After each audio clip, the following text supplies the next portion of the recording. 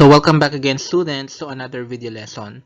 So we are now on the 5th week of our video lesson in Grade 10 Mathematics Quarter 2. So for this video lesson, we will be talking about on how to illustrate sectors and segments of circles. So let's start. So to start, let's have the lesson objectives. First, of course, we will illustrate sectors and segments of a circle.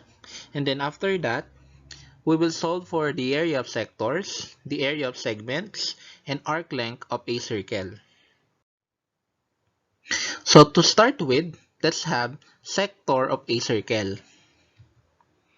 So when we say sector, it is like a slice of a pizza. It may be defined as a part of a circle enclosed by two radii and an arc. So yung sector, para po siyang slice ng pizza. So kung nakakain na po kayo ng pizza, hindi ba bago natin yon kainin is ini-slice muna yon. So kung ilang slice yon, depende po sa pagkakahati.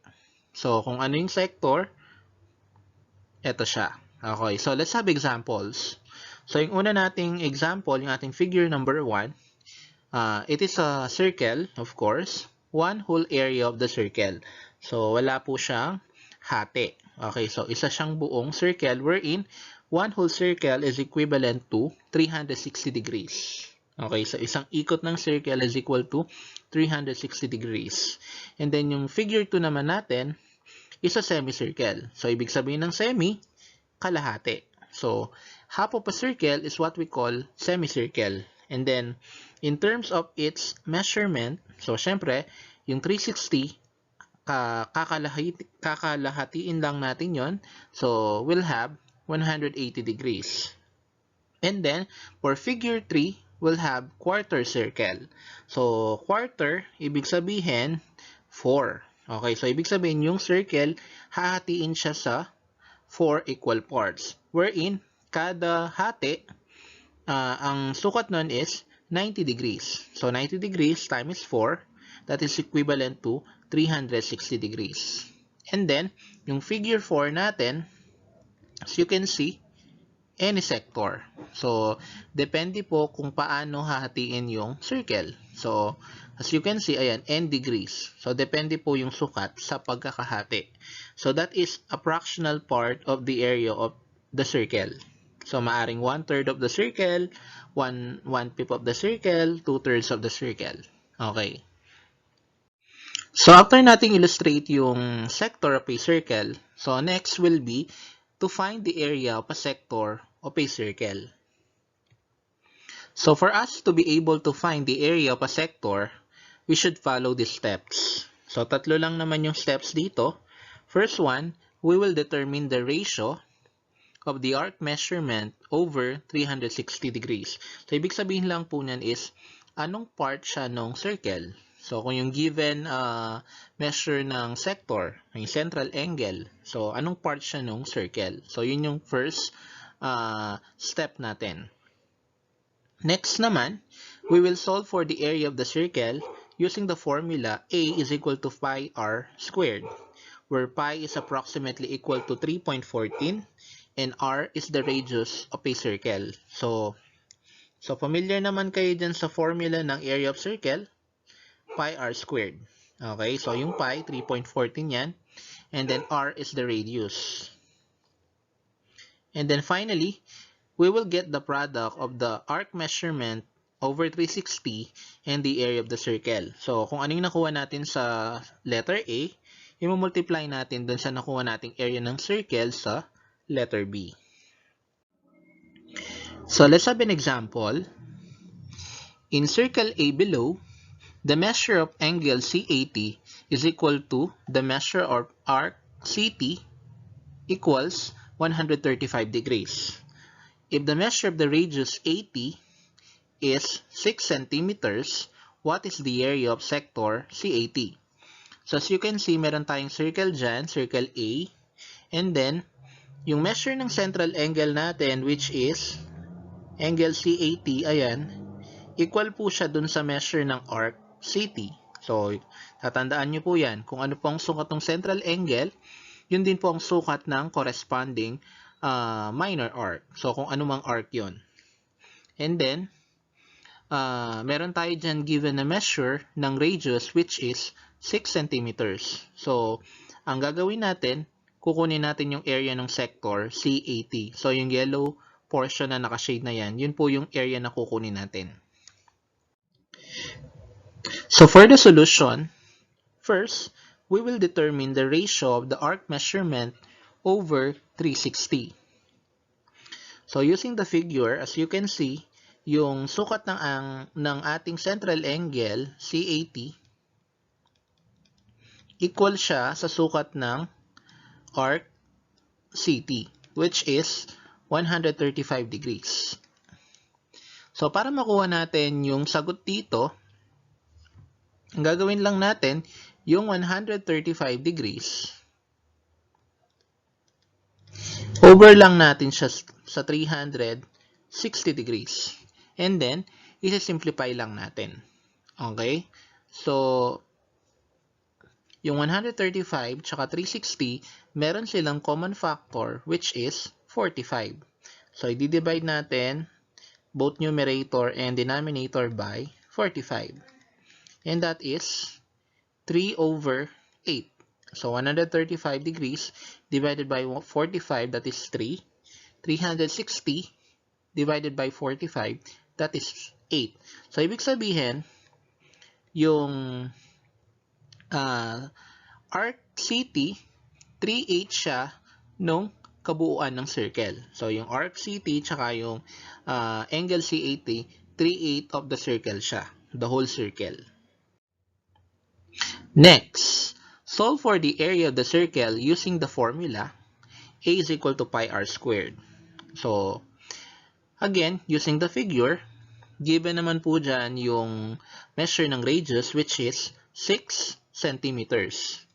So, kunin lang natin yung area ng circle. Okay, so A is equal to pi times the measure of the radius is 6 centimeters squared. So, A is equal to pi times 6 centimeter times 6 centimeters, that is 36 square centimeters.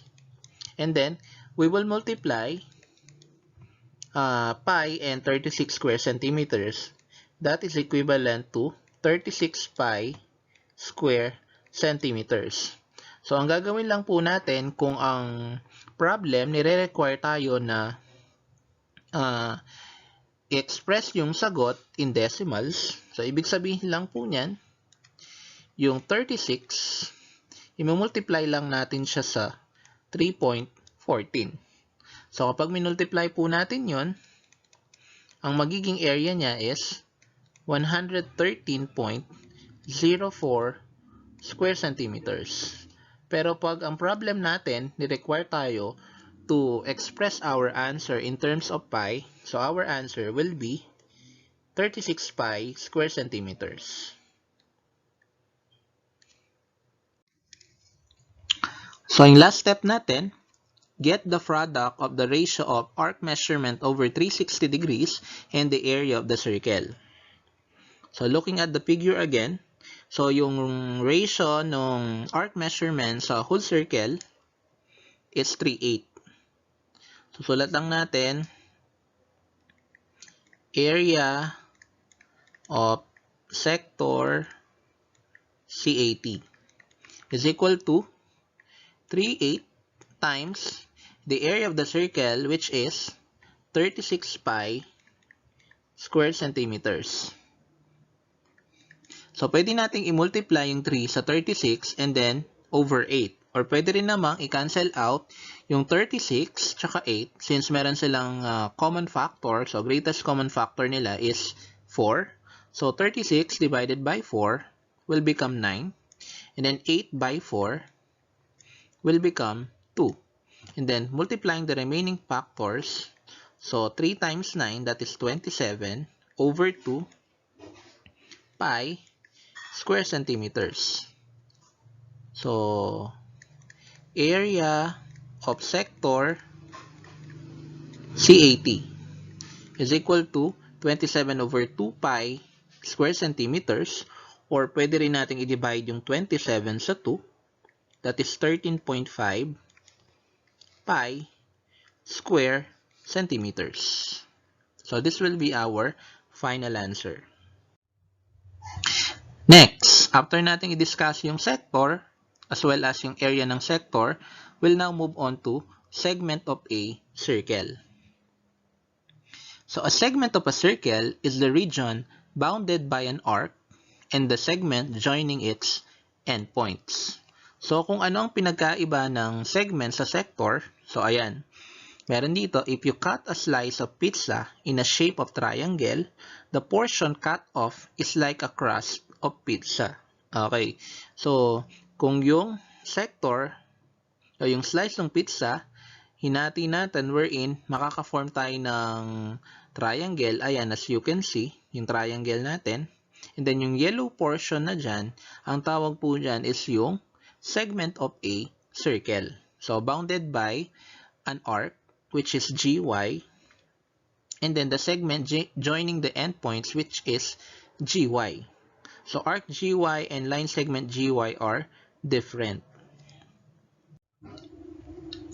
So how do we find the area of a segment of a circle? So to find the area of a segment of a circle, follow these steps. So yung una nating step, get the area of the sector. Okay. So yun yung unang step.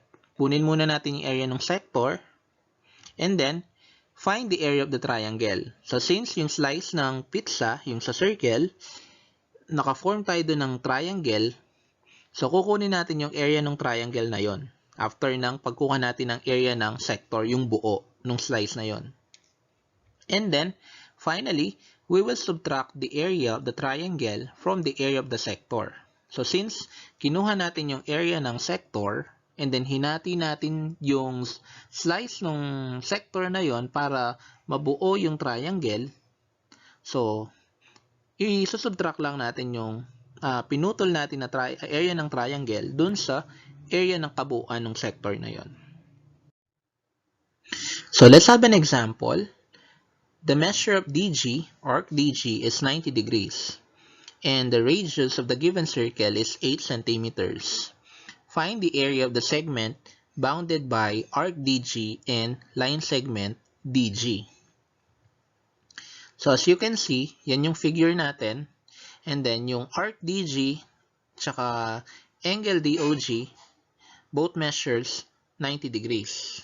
So right angle po kasi yon. And then, yung area ng segment na kukunin natin is yung naka-yellow portion dyan. Okay, so bounded by arc DG and line segment DG. Given din yung radius ng circle, which is 8 centimeters. So for the solution, of course, the first step is to find the area of the sector. So as you can see, yung figure natin, meron po siya dyan na quarter circle. So since 90 degrees po kasi yung measure nung central angle as well as yung arc, so 90 degrees, quarter siya ng circle, so 1/4. So para kunin yung area ng sector DOG or dog,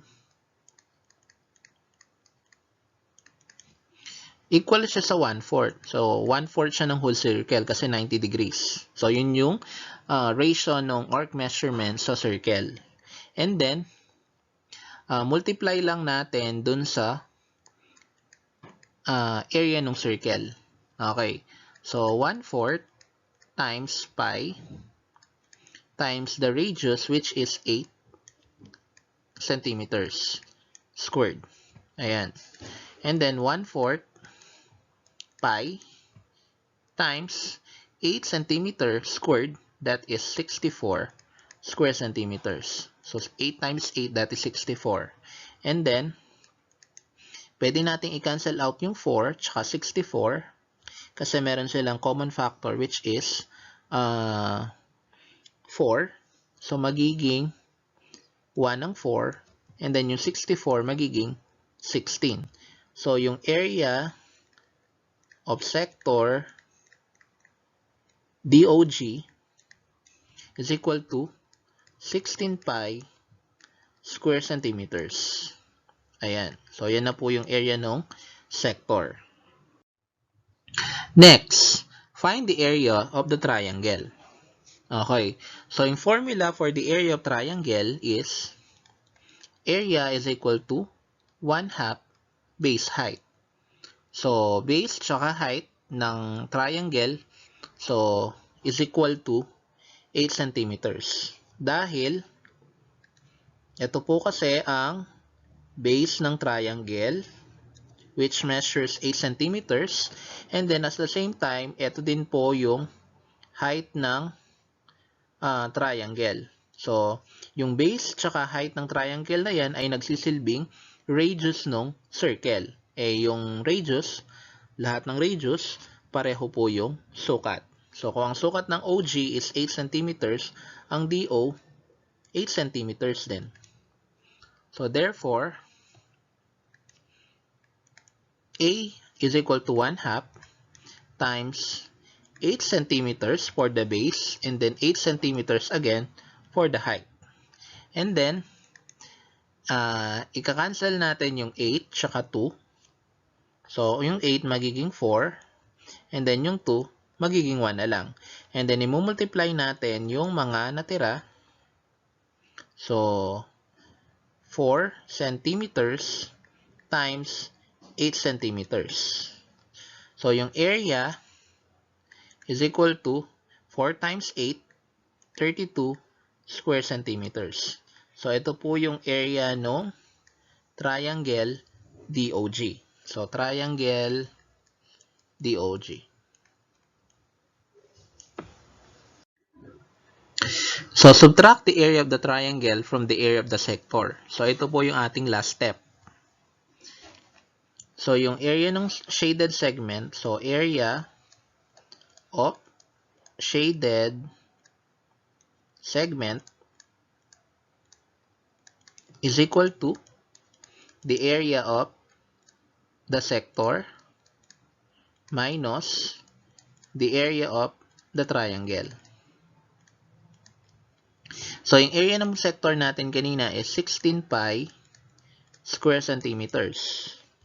Then, minus, yung area ng triangle is 32 square centimeters. So, kung papansinin natin, 16 minus 32, para siyang negative, di ba? So, hindi po. So, kailangan po nating express yung pi sa 3.14 and then i-multiply sa 16.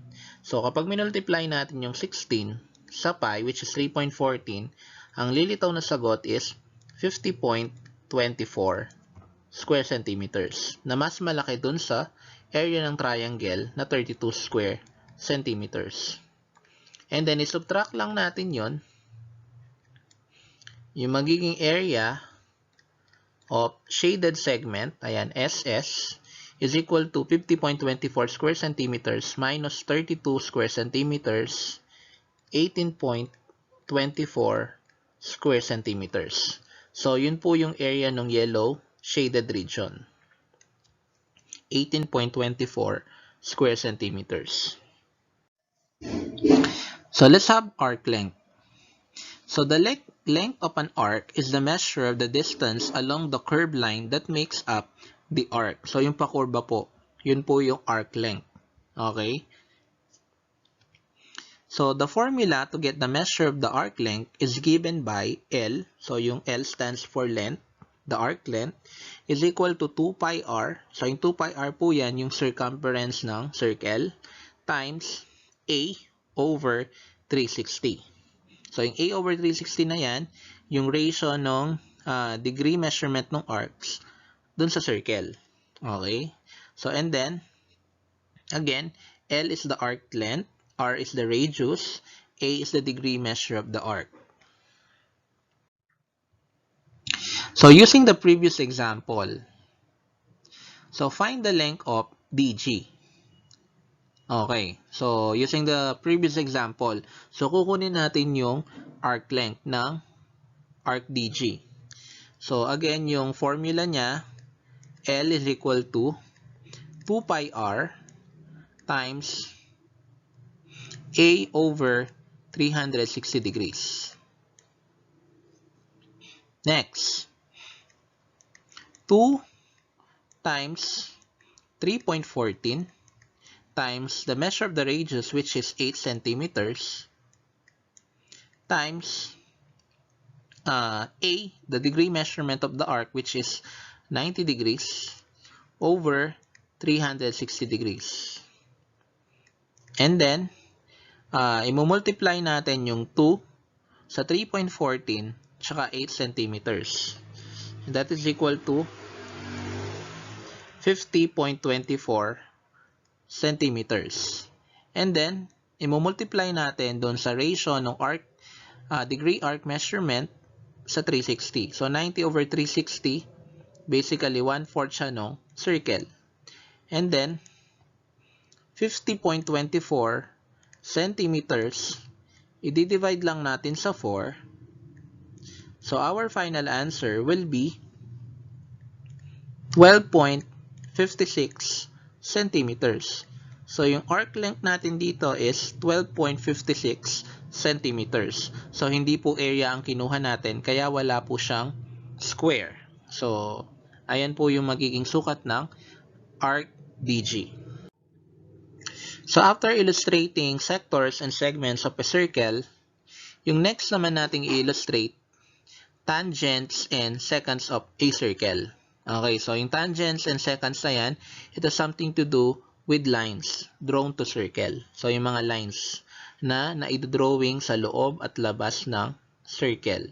So, yun lang. Maraming salamat.